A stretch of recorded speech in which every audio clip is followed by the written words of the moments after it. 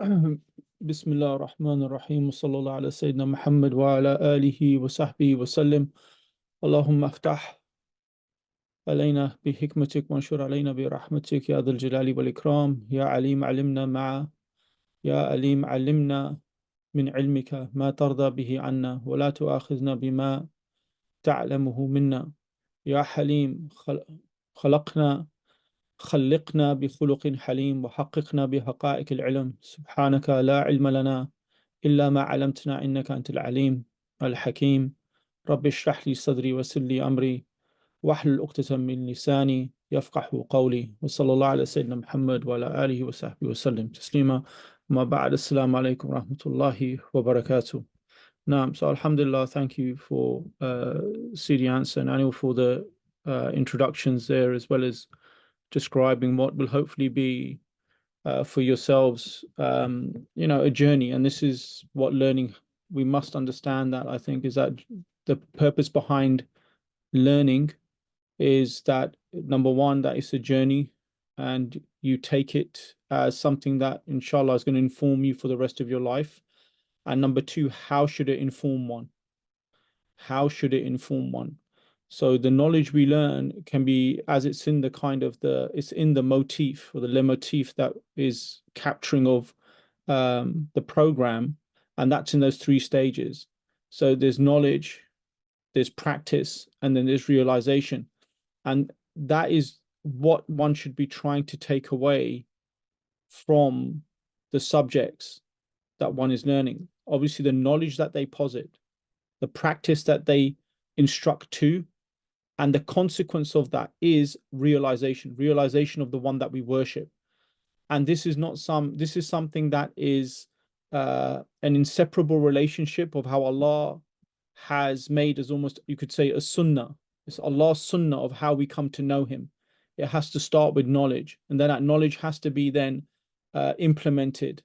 And I'll speak a little bit more about what I mean by implemented, because reflecting on knowledge is a form of application.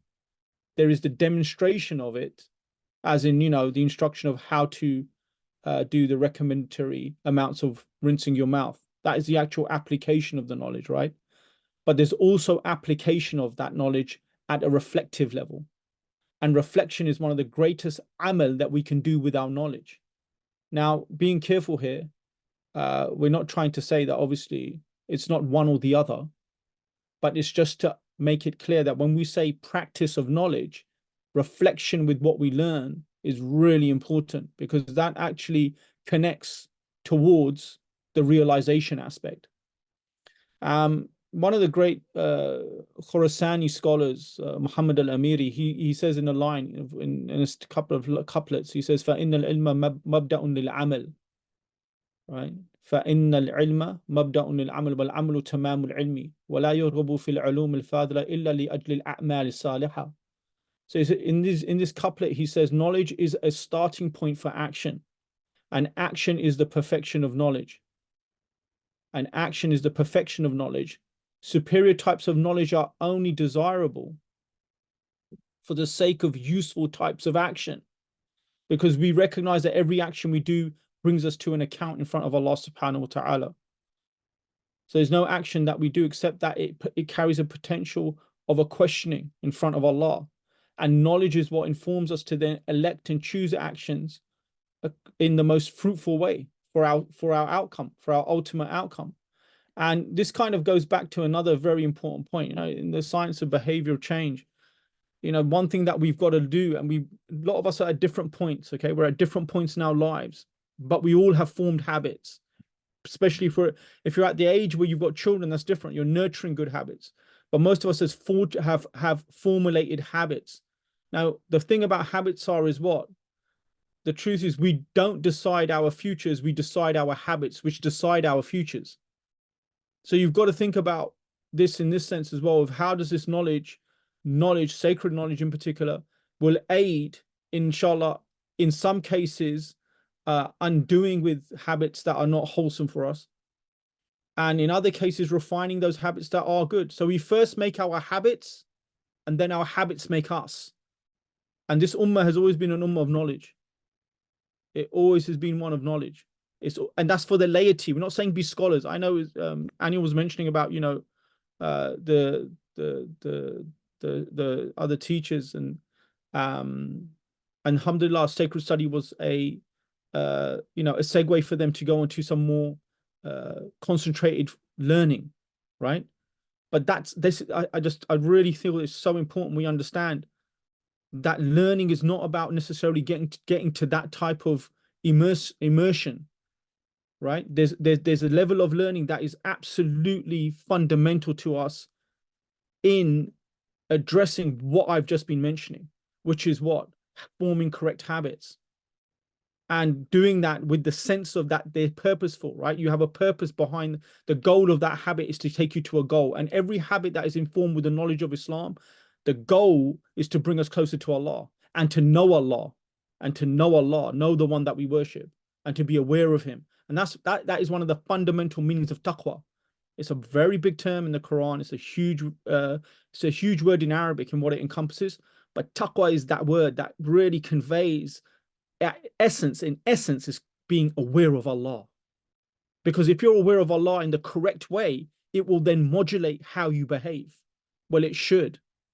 And it should make you feel a sense of you know, consciousness of, oh, I'm not going to do that. Why? Not because someone's necessarily looking at me, but because I know that that's going to bring me in fault with my Lord, with my creator. And that's another thing about Islam and its learning, and the whole aspect of it is it's very much about trying to make the individual on their journey, where they are in that journey, relatively speaking, kind of, but to get them moving towards that outcome. And the outcome is what? The outcome is establishing that relationship with Allah subhanahu wa ta'ala in its shortcomings. It's not about perfection. You know, a lot of people get this messed up as well. Mastery of something is not mastering it. Mastery is consistently doing it. And this is like, you know, that is one of the first understandings of mastery. You know, and this is another thing that we lack. We lack that dedication to do things in such a way, you know. And the aspect of learning is something that's very profound, but yet it's extremely enhancing towards getting us to that meaning, you know, that purpose of living, and effectively, inshallah, an end that is, you know, an end that is, inshallah, with ultimate success. And so the subjects, you know, I'm not going to go on for too long because, inshallah, we'll on Saturday, inshallah, this Saturday, I'll give more preluding comments to each of the subjects and how they can be viewed, and the, you know, and what they are, inshallah, what they are trying to the objectives of what they're conveying to you, and what you should be trying and lock into from it, as in give you the kind of the way to look at them, right? But I will say that just as a general approach, life is very simple and it's very honest, right? What you give yourself to, there's returns. So people who give themselves to dunya, they'll get the return of dunya if they do it with a full commitment, right?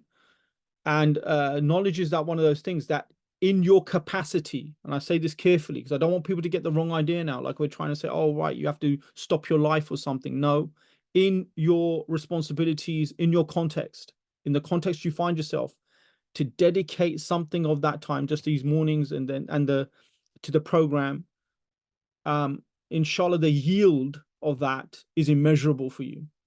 Okay, but you have to make the commitment. That is the thing. You cannot expect to yield without making some form of commitment, right? And hence this modularized approach is to try and navigate, is trying to give that entry point for different peoples, right? Without making it, again, overly burdenous, but yet accessible. So there's a lot of thought gone behind trying to make the learning accessible for those objectives, given the, you know, the myriad nature of our lives and so much that's going on. At the same time, recognizing that we need to be serious, right?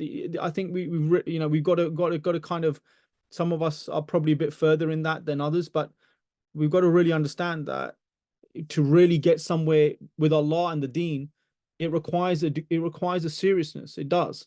And it requires jid. You know, jid is the Arabic word for seriousness. Yeah. Man jadda wajada, you know, the one who has jid will find. This is an Arabic phrase an idiom that they say.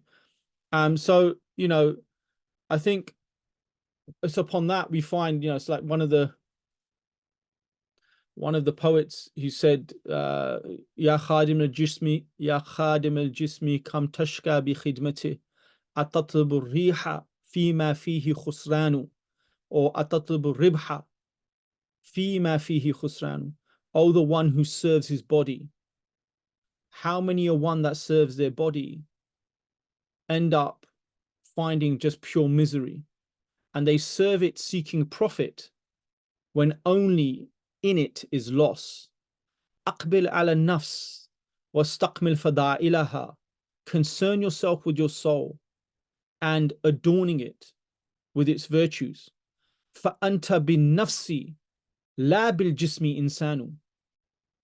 You are a human being by fact of your soul, not because of your physicality. And I think that's really what this knowledge is about.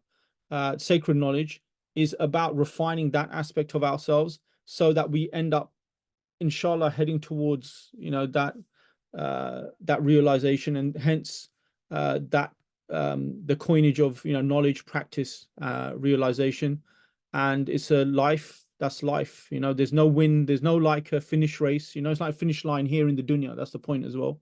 There's no finish line. Hence, even the program is cyclical. You know, cyclical because you're going around like the tawaf, right? That's the whole. That's another concept that's informing this as a program. It's really trying to get us to understand that you seems like you're going round, but you're actually elevating, right? Like tawaf, you're circumambulating, but you're not in the same place.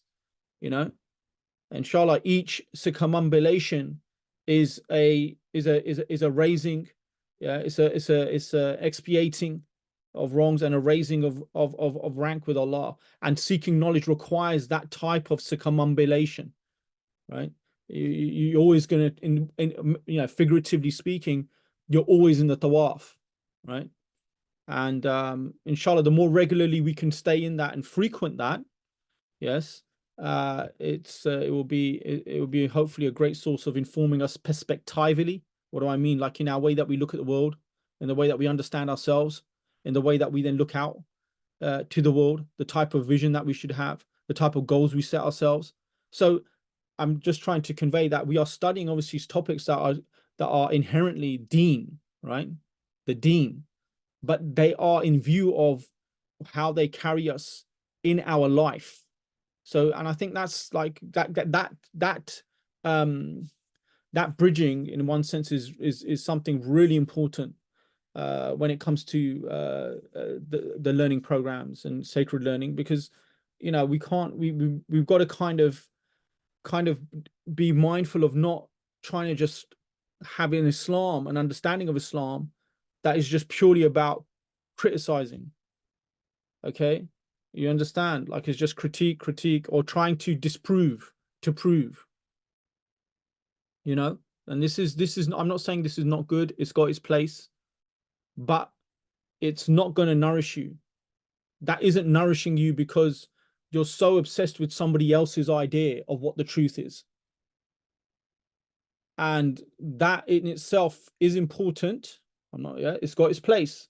But as far as what is fundamental, though, is you and me knowing the truth, realizing the truth, even though we may not be the best to articulate it, because that's not everyone's job, right? Not all of us have, you know, the ability to express well, you know, the things that we realize, but we realize them, right?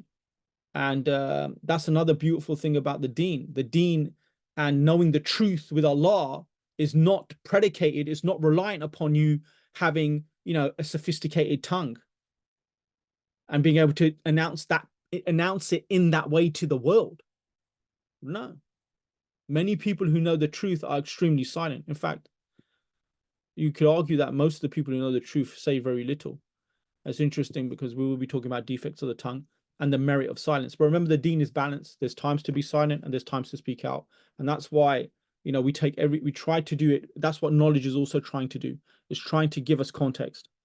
It's trying to give us context. So remember, we all know that the corpus of the deen is based on the Quran, the Sunnah, and that's a massive corpus, the Quran and the prophetic hadith. And there's a third thing here that's really important to always remember, is the contextualized understanding of the Quran and the Sunnah through the scholarly tradition of Islam. And that is really important. So those two corpuses are absolutely, they're inaccessible. They're utterly inaccessible unless you have the third, which is a contextualizing of the corpus, which gives it a frame, which gives it boundaries. You're able to then say, oh, okay, this is understood in this manner. And then you can build an understanding that hopefully over time becomes a whole. Yes. Versus, there's one thing that one obsesses with, another thing that someone else obsesses with, and you end up becoming lopsided. And that's what we're trying to avoid. This is another very important feature of sound knowledge, is that inshallah it brings about a balanced discernment. Right? You're discerning, but you're balanced in your discernment. You're not egregious, just like what's all that? Okay. And I think that's what we need as an ummah, as a world.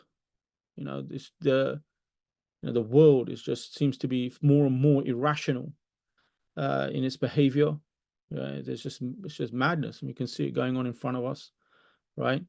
It's painfully crazy, and so we're requiring to kind of first need to find a place where we can preserve ourselves in the correct sense, and then take that forward, and knowledge is where it starts, and then the practice of it, and inshallah that then entails what we've been saying.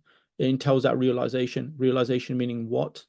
Inshallah that we have this meaningful and realized relationship with reality, and that's Allah subhanahu wa ta'ala. So upon that, inshallah, I hopefully look forward to seeing you, or those of you that can attend on Saturday, and inshallah we'll speak more about the subjects then. Jazakallah khairan. Barakallahu feekum.